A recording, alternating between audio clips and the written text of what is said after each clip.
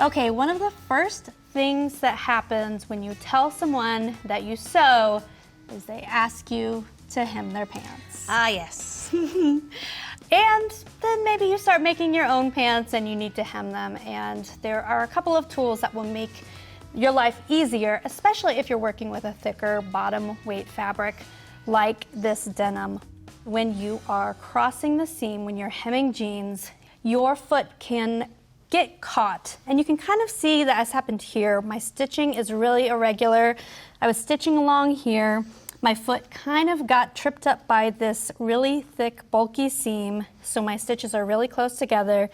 Came across the top, and I was coming over the other side, and the stitches got really long, and then the back of the foot got caught on the seam, and my stitches got short again until I was completely off of this seam.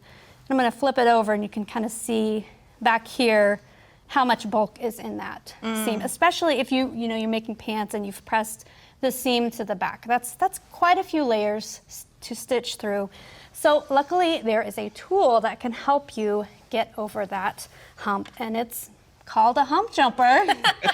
That's just one of its names. Chances are this came with your sewing machine. You can also find these at your local craft store.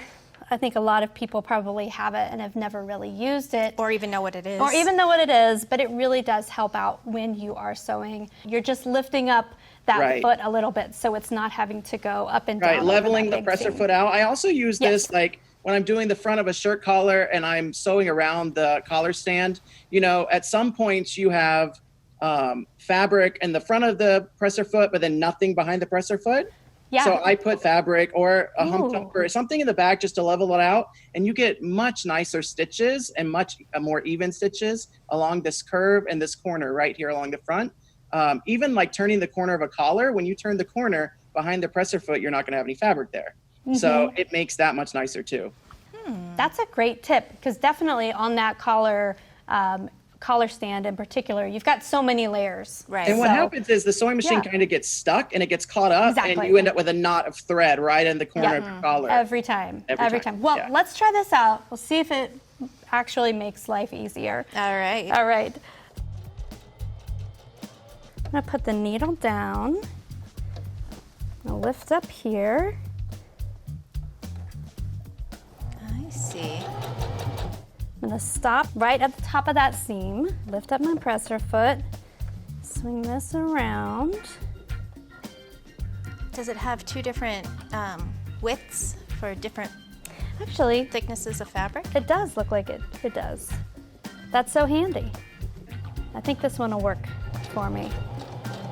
Oh, yeah. Okay. And keep stitching. And we'll see how I did. Oh, yeah. Yeah, I can see a little bit of lengthened stitch here, but much better than my first sample. Yeah, let's compare 'em. Definitely much smoother. Yay, hump jumper. Yeah.